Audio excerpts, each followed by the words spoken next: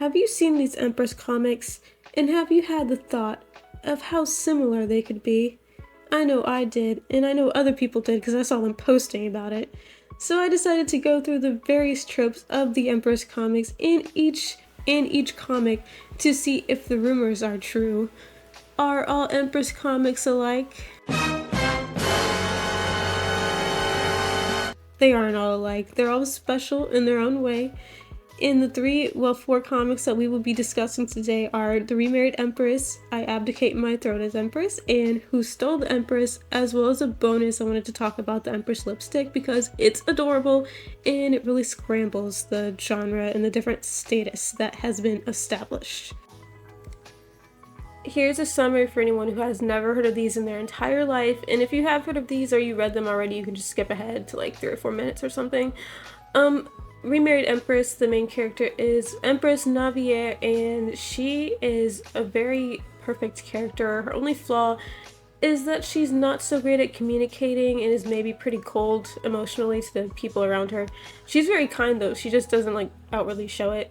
Anyway, she and her husband are a bit distant right now after they failed to conceive, and so he brings home this concubine one day because she reminds him of a younger Navier, and it's pretty sad, but that's all you need to know, base information, that's the conflict that he brought in this other woman, and she's like a little uncomfortable with that because even though they're not together right now, she still loves her man.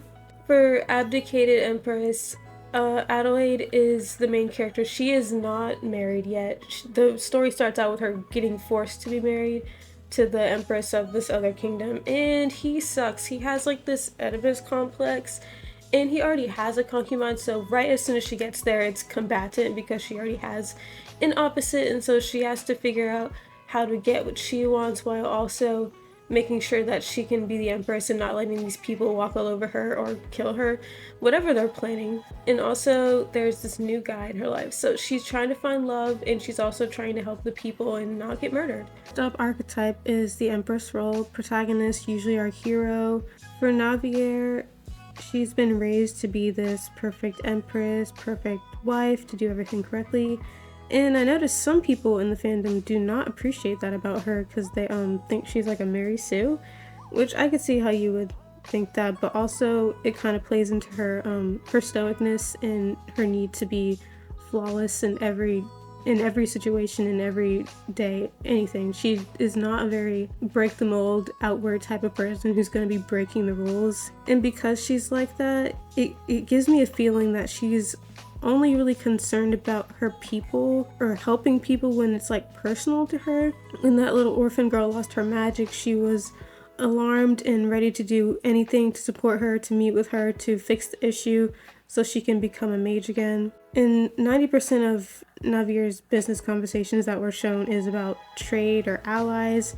And she's loved by the people and she donates, she's a humanitarian, but she's not trying to rock the boat. Like, she's helping in the way that she's been taught to help, in the way she's raised to help. She's not going to do anything about the slavery. I feel like she didn't seem very concerned about that. In fact, she looks down on Rashta a little bit when she first met her. She's like, oh, the slave girl that my husband brought back? Gross, you know? So she's a workaholic and she cares about being the perfect Empress, but not about fixing the groundwork of the social issues, which was a little bit of a missed opportunity, I guess. And Navier is also not a very good communicator when it comes to matters of the heart, especially compared to Adelaide, who we're going to discuss next. But I feel like most people would have trouble speaking to their stinky husband, who is also a bad communicator and is a little selfish and impulsive. So I hope I'm saying her name right, but Adelaide is actually a really cool character. She's very passionate about her people and about the problems in her country. No matter where she is at, she's ready to help people. And she has a cool expertise that she can use magic, so she doesn't have to rely on pawns in the court or anything. She can just do it herself. And so she wants to be first in line to do everything. She's going to fix the slum, she's going to tell her husband to get it together and do his job, and she's going to destroy the monster towers. And that's where she differs the most from Navier to me, because Navier is not going to do any of that. I don't know, maybe if she gets magic she would do something, but right now she's not doing that. And what I also like about Adelaide is she's not worried about Diane at all. She's worried about her in the sense that she needs to keep the power structure intact. like make sure that she knows I'm the one who's in charge here. I'm the Empress, not you. So she like puts her in her place, but she's not all, oh no, the Emperor doesn't love me, he wants the concubine. She's not worried about that. That's not her priority. Her priority is the people's needs and their safety, and also her own safety. It's really sad though that her mother did not appreciate that fire in her and exiled her to marry this man who is crazy. But I will keep reading Abdicated Empress. It's slowing down a little bit, but I think it's about to ramp up because Adelaide has declared that she will join the magic forces and start and go into battle and things, and we know that her controlling husband is not going to be appreciative of that. So I'm curious to see what his plan is to mess with her and how she's going to react to that. It's going to be fun. We're going to have a good time. Another plus with Adelaide is her vulnerability. She's not afraid to show weakness or be sick or cry in front of the people who care about her because they're going to do whatever they can to support her. And she even has people from her old country who are ready to come help her in where she lives now, and I thought that was really nice because I think Navir only had her parents and her brother got exiled, so she had to follow him, and then that came together. But yeah, she had very few people that were in her corner. She was isolated with all the stuff going down politically, but yeah. Next is the evil mistress archetype. I say evil mistress and not just mistress because they are always the antagonist to the protagonist, who is the Empress. Of course, the Empress is perfect, so her opposite must be evil. There's no other option, I guess. And the mistress is often beautiful to anyone, but she has a lesser standing in society. Even though she's gorgeous and she can use that to level herself up, she always has to start at the bottom. It is rare to see a mistress character that didn't start out as a commoner. And not just any commoner, the most poor, pitiful, tragic, abused, and abandoned commoner you can think of. I'm sure one day I'll read one where the mistress is just a normal person who's really entitled and cunning, but today is not that day. And why are so many of them blonde? I know in our media the mean girls are usually blonde, but it's starting to feel like an attack. Now, I have to admit, Rashta and Diane's designs are very similar, to the point that people were calling her Trashta 2.0 in the comments when I started reading Abdicated Empress, but they do have differences in their upbringing and personality. So Diane has been in the palace long before the Empress ever came or was engaged to the Emperor. She's well informed about palace life, but is insecure about her position because she's afraid of going back to being an orphan child, but also knows how to fight back. Diane is capable of networking and getting people to like her. Multiple officials within the palace are on her side.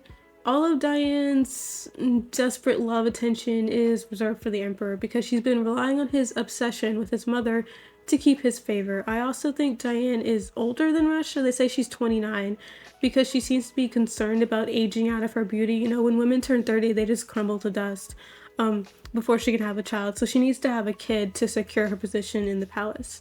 Diane has tricked herself into thinking that she always has to be more than the other women to have value. She's very jealous and gets rid of multiple blonde workers who come in to help the Emperor. She thinks that that's what he likes, so when she sees one, she's like, oh, that's your next mistress? Well, I gotta get rid of her. And then on the other side of the coin, we have Rashta, who is impulsive and doesn't understand that every action you take leaves an impression on your overall image in the eyes of the people and the nobles. Doesn't follow directions well of either the Emperor or her friends, digs herself deeper and deeper into holes, and clings to anyone who shows her affection. Rashta was found by the Emperor as an injured slave, and he was so taken in by her beauty that he fell in love at first sight, or so they say. She has been using her beauty to manipulate people for her entire life because that's all she had. Her mom, I guess, is dead, and her dad abandoned her, so that she was doing what she could, and she was a slave because of his debt, so that's terrible. And Sobashu is no different, just another target for her. In the beginning, everyone thinks, oh, this poor clueless girl, she has no manners. Even Navia gave her the benefit of the doubt in the beginning. But from day one, we could see that Rashta was planning to keep a rich meal ticket. She was being sneaky in the corner. We all know what it means when you cry at the slightest thing that someone says to you. That's one thing that Rashta and Diane have in common. They both use tears to garner sympathy from the men in their lives to get out of their actions. Powerful men being in contact with the mistress is a common theme as well. Rashta, when she was a poor, forgotten slave, her own lover, who was her master, wouldn't protect her.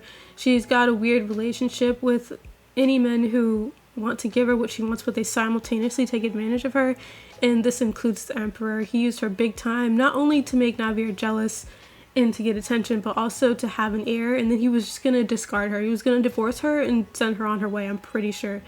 And the Duke that she's in love with but won't admit that she's in love with him, he's using her to sow discourse in the foreign entity that he's enemies of.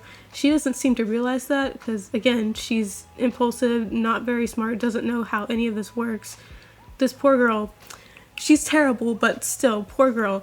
And Diane also has a weird relationship with the guy who took her and her twin brother. And I forgot to mention, she has a twin brother who also has beautiful blonde hair and blue eyes.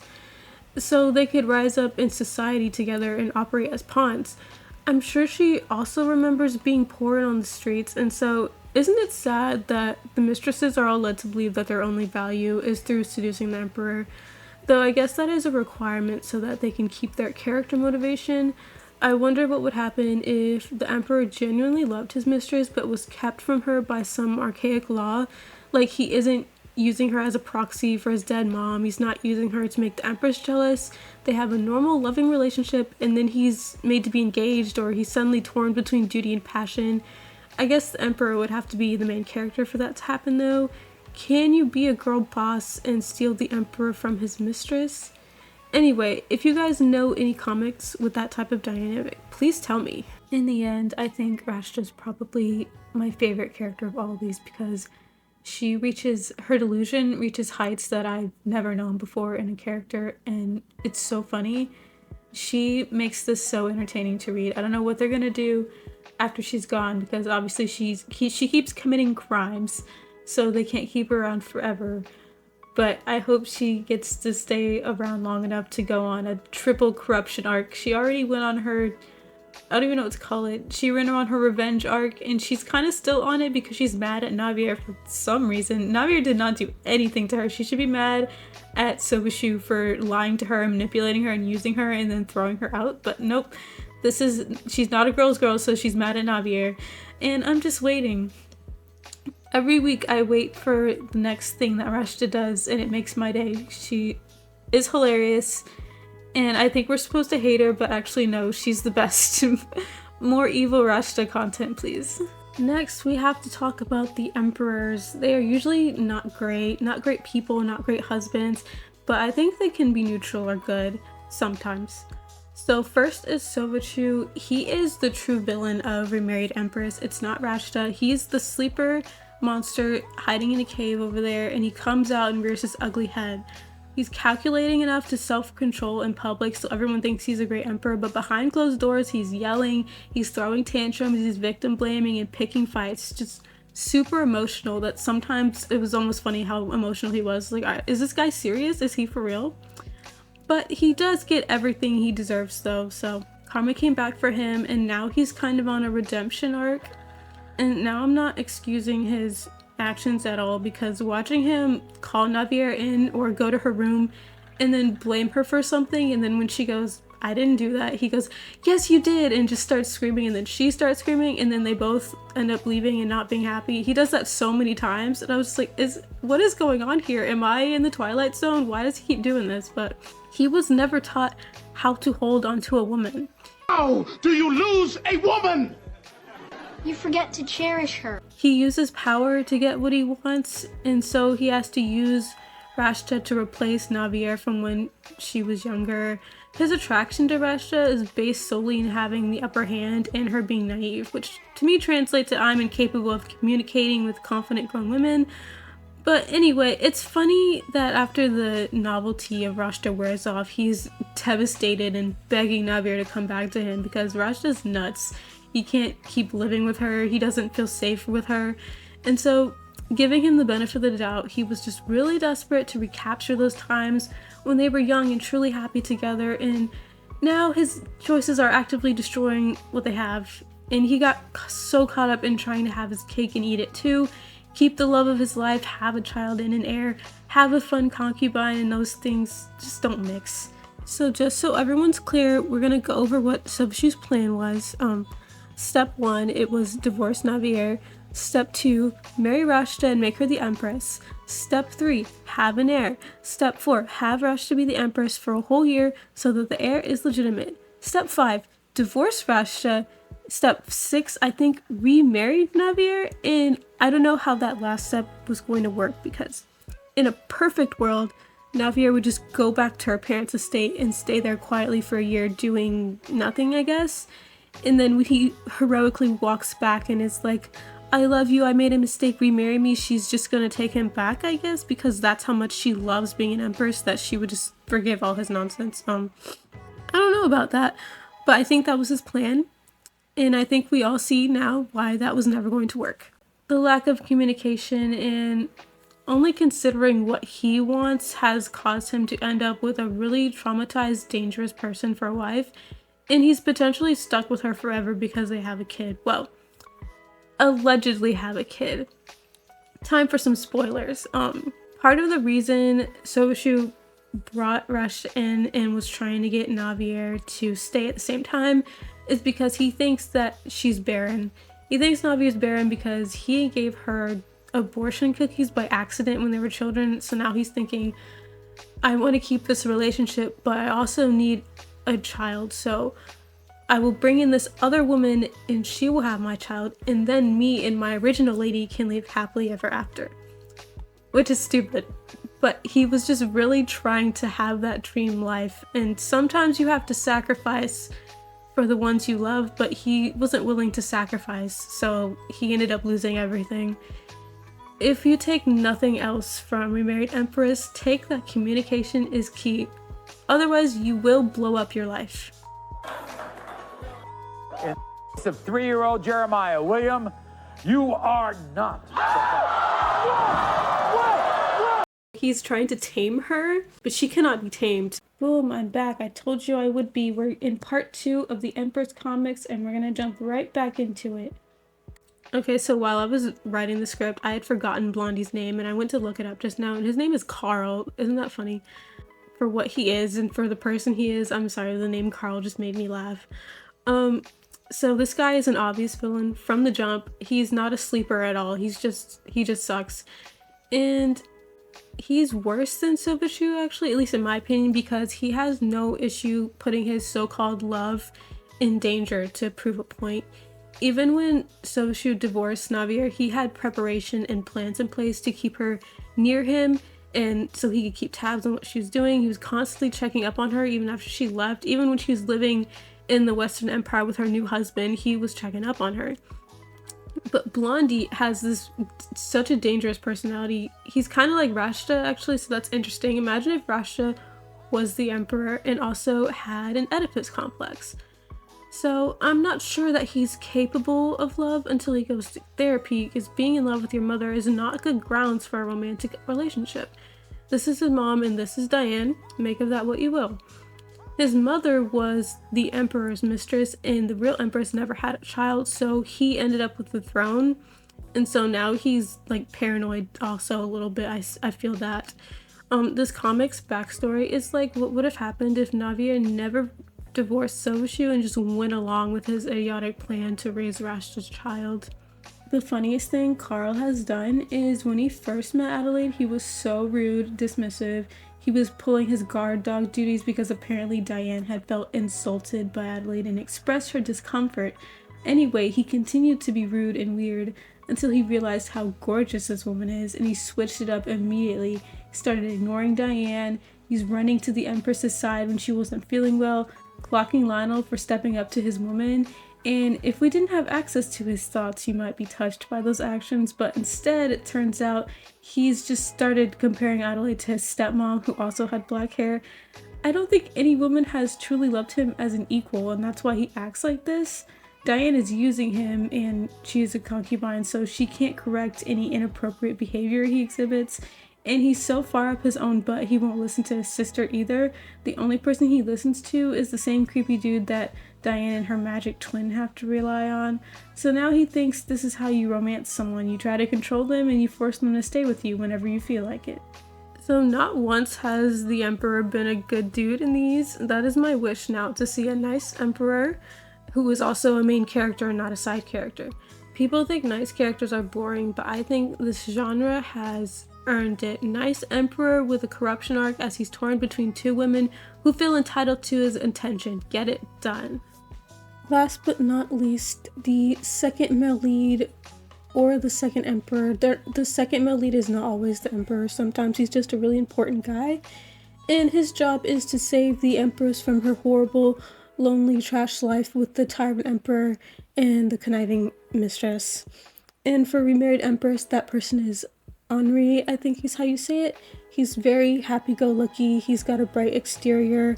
Definitely hiding something though, he is kind of sneaky, but he is more open about communicating his feelings to Navier, which is what she was missing in her previous relationship. And he is a blonde, but he's not insane, so he's breaking that stereotype. He is, however, a homewrecker. He went to the Western Empire with full intentions of wooing Navier, I think. He got lucky that she was feeling pushed out and saw his shot and he took it. I don't buy that he was only there to be a diplomat, and I think he's planning to invade them. It's been implied a few times during the comic. It's not like 100% clear yet, but I think that's what's gonna happen. Then for Abdicated Empress, we have Lionel. He's not an emperor, he's from an important house, and he's like a general. He fights the monster towers that are plaguing the region. He's not as open about his feelings, but that's mostly due to their social standing. I'm pretty sure if he was on her level, he would have been declaring his love already. And so because he has to answer to a higher power and he is directly below the emperor, he cannot provoke the emperor, and he definitely could not run into a ballroom claiming that he's gonna marry her like Henri did. He was very bold with that. But Adelaide is more proactive than Navier when it comes to matters of the heart, so I'm curious to see how they'll end up together and if she will initiate their relationship or not. Funny though, they both followed the Empress around like a puppy if allowed to, but I don't think they're very similar personality-wise or in their circumstances. Time for some gossip, people, as we talk about who stole the Empress. I believe it has a 4.9 currently because of certain non-consensual events. So the male lead, who is not an emperor, he's the second love interest. His family has a curse or a genetic disease that will kill him unless he releases fluids regularly. And you're thinking, oh, well, can't he get some lotion and head to the bathroom? No, he can't. It has to be with a person, a transfer of bodily fluids, and the fluids have the power to heal people for some reason.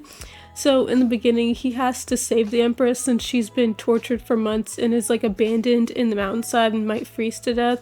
And so he starts kissing and licking and it escalates, and this goes on for days, and I'm not sure she's even fully conscious for a lot of this, but well, it's the only way to save her, and no doctors can do it, only him. And people were understandably weirded out by that. I got curious and looked over Webtoon's guidelines about stuff like this, and it says no depiction of harm, so maybe because he was healing her and it's really censored, the comic has been able to live. In the comic itself, I was getting 50 Shades of Grey vibes from it a bit. You know, that genre where the love isn't the fantasy, it's like being dominated and having a strong, hot alpha male that makes decisions for you and you just have to be pretty and perfect. But you can't be really misogynistic, only a little, as a treat, because that's the only way it's so cute. In my personal opinion, this comic, I feel like it could have been better received if the beginning was written differently. The beginning was just not great. Exposition tells us half the story instead of letting it play out. It's like the prologue is catching us up to speed instead of giving us a sneak peek of what's to come. Natasha, the mistress, she tells us her plan and all the horrid things they're going to do to the Empress, and then it immediately fast forwards to those things just having happened already. And an unfortunate feature of this is that I don't understand why these people hate each other.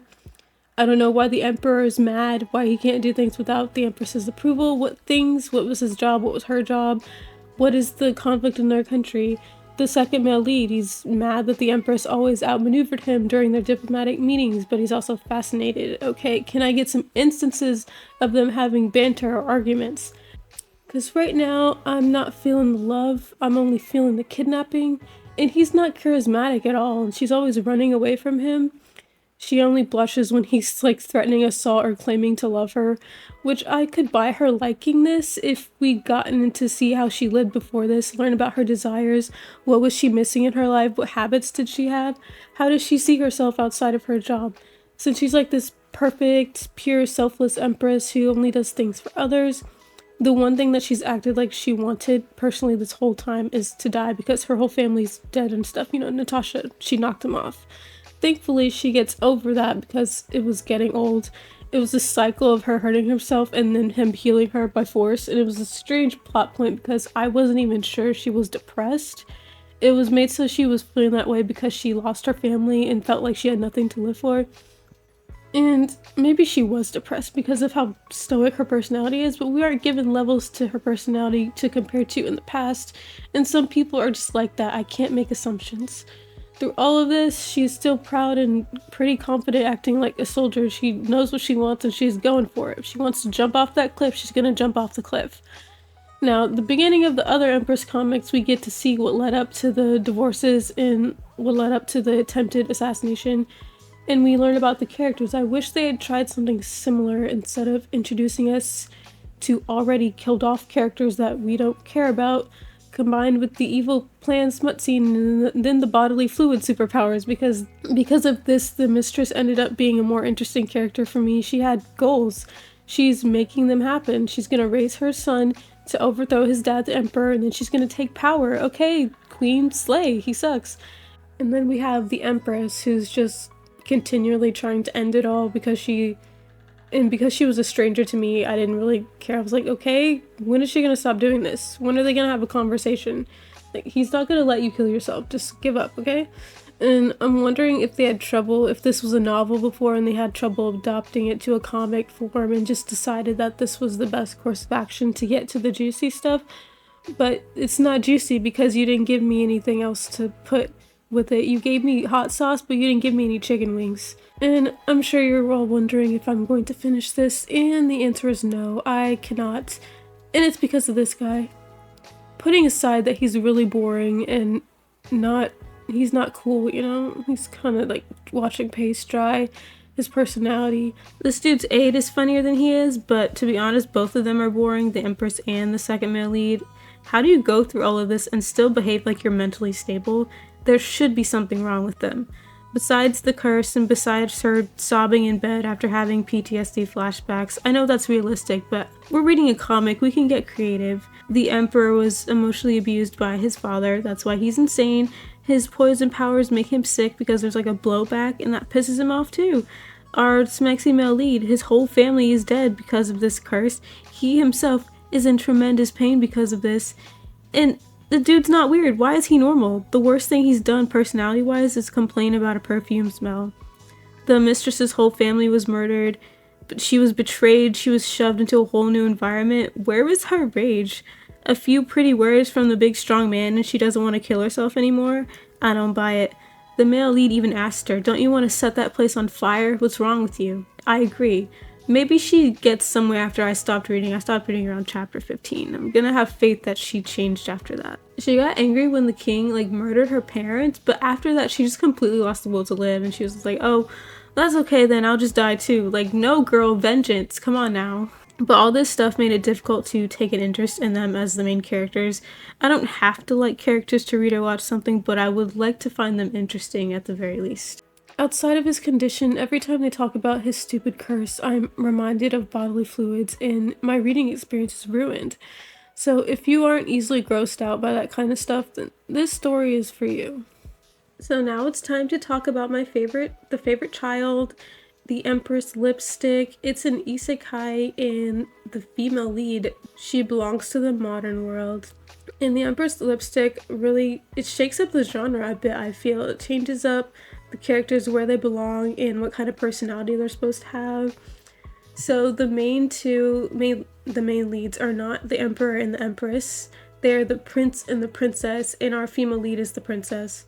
The prince's dad is the emperor, and the empress is actually dead. She was murdered, and we suspect that the current mistress has something to do with it. Another thing that's different is because the mistress is with the king, not the prince. She's an enemy, but she's not a love rival. prince has zero interest in that woman. He hates her, actually. Like, he wants her to be found guilty of murder and, like, ostracized, and to get away from his father, because his father is definitely being poisoned by her. Now, the emperor actually has a love rival in this, like, serious love rival, and it's Fabian, the princess's aide, and he has game, and he's also pretty funny. He's got a great personality. This comic also is doing a bit of commentary on beauty and how superficial our society can be. So the female lead in the modern world, she thinks she's ugly because she doesn't have a face that fits the typical beauty standards of, I'm assuming, Korean society. I think that's where she is. She's in Korea, I think. And I'm sure anyone who has ever listened to K-pop or watched K-pop knows how narrow that space is of what constitutes as a beauty or natural beauty. So she gets really into makeup and is working to give herself that look so she can be, I guess, loved and respected. She really wants to be a makeup artist because she thinks that's cool. We see her abandon her face when she first comes to this new world because she has this magic lipstick that makes her gorgeous. She is happy that she's got a small face, a small nose, and these big eyes. She's like, oh my gosh, this is everything I've ever wanted. So I'm curious to see if by the end she will start to accept herself for what she is. Because she actually is cute. At least I think she's cute, but she doesn't think she's cute because she's looking at these girls in the magazine and seeing how they look and how they're so mature and beautiful, and that's what she wants. Now, so remember earlier when I was like, why are all the mistress characters always the most depressing, abused, tragic characters ever? Well, in Empress Lipstick, it was quite a breath of fresh air because there's 2 female adversaries, and the first one, the mistress trope character, is a rich girl of equal standing. She's got this pink hair, she's not blonde, and she's a noble trying to steal the throne position. She was not an orphan and she was not abused. And the second one isn't even her romantic rival. She's the king's sugar baby, and she's a normal person who's not ridiculously tragic. Not sure what her deal is though, because we didn't reach the villain backstory yet. I am ready and waiting here. I also got curious and checked out a few Canvas Empress comics to see what's going on over there and if there's any other approaches to this type of story, and sadly most of them stopped updating after a few weeks, so I guess we won't be getting any more of those in originals for a while. Shedding a tear. That's all I have to say for today, y'all. Go read Empress Lipstick right now if you haven't. It's so funny and the friendships are beautiful. And go binge read Remarried Empress because it has 3 seasons and tons of chapters. You'll be here all night. If you enjoy comics and cartoons, or if you have a vendetta against Netflix, consider subscribing and stick around for more videos. Okay, remember at the beginning of this video when I said we were going to talk about 4 comics? I lied because I just found another Empress comic and it made me so happy. It was the best day of my life. Well, I hadn't been having a great week anyway, but this elevated it. We have now come into a 5th Empress comic that was just released. It has like 9 chapters, 9 episodes. And it's called The Empress of Two Wolves. And you know, as soon as I saw this, I was reminded of that meme. There are 2 wolves inside of you. But so this comic has been hit with a lot of allegations of being a copy of Remarried Empress, and this always happens when a new Empress comic comes out, especially if she's blonde. If the Empress is blonde, it's a done deal. You're getting comparison allegations. But this time I thought they were just being dramatic, but I did see some similarities this time. The thing that's different though is there's a plot world difference. The world building, they have magic people that can turn into animals. They're called beastkin. And one of the central conflicts is that they can get branded with someone's name, and if you get branded, that's like your lover for life. So the mistress gets branded with the emperor's name, and that's the issue. But for the repeated plot events, the stuff that's the same, that happened all within like 3 or 4 chapters, it was crazy. I felt like they were speed running to get to the interesting part, which I appreciate actually. Like, get through all what you need to get through to match the genre rules and then get crazy, okay? So first we had the mistress lying to the emperor about something the empress did to get attention. So she said she pushed her, and then she sat on the ground crying. And then the emperor, of course, picked a fight afterwards. A pointless fight. Remember when that happened? I do.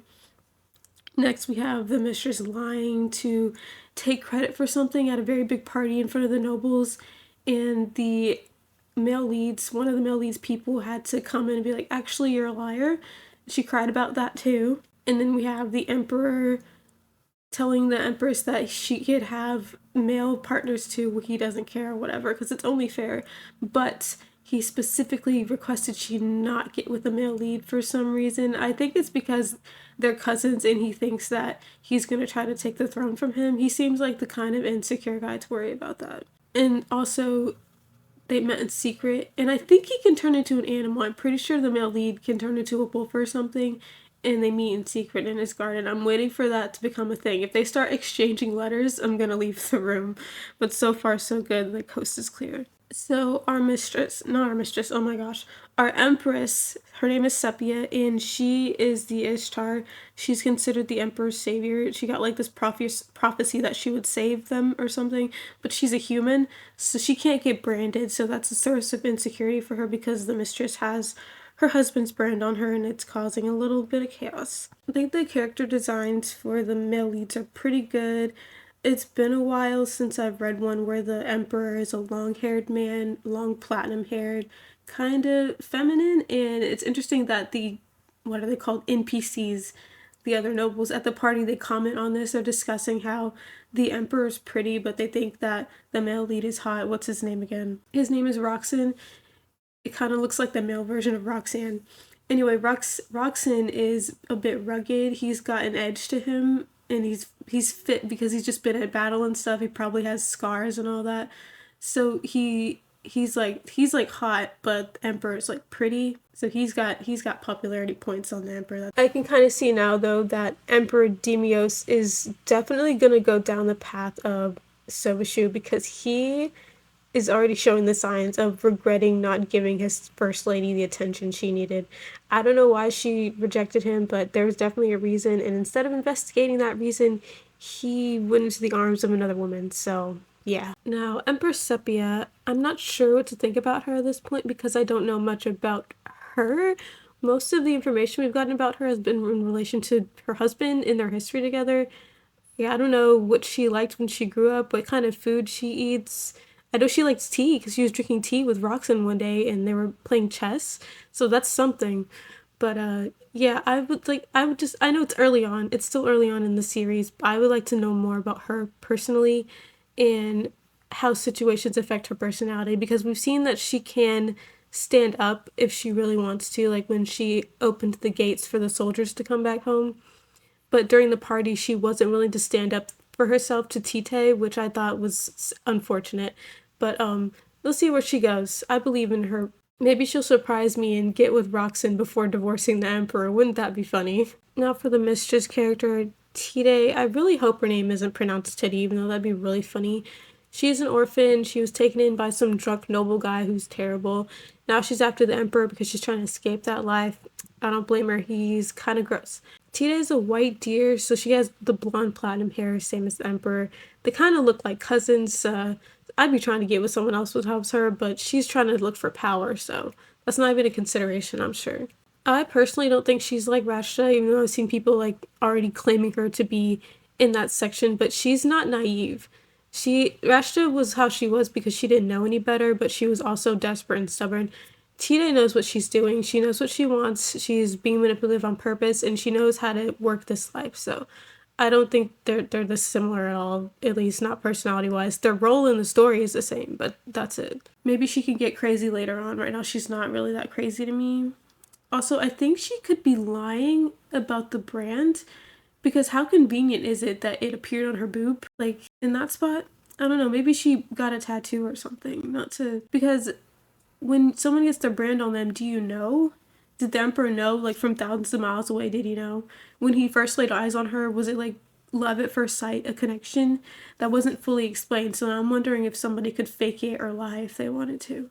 Anyways, so far, I like this comic, and I want to see where it goes, where it takes itself. I don't really care if it's similar to another thing, so it's kind of like getting two cakes. Not to mention that Remarried Empress is ending soon, so I'm gonna need something to fill that slot in my life.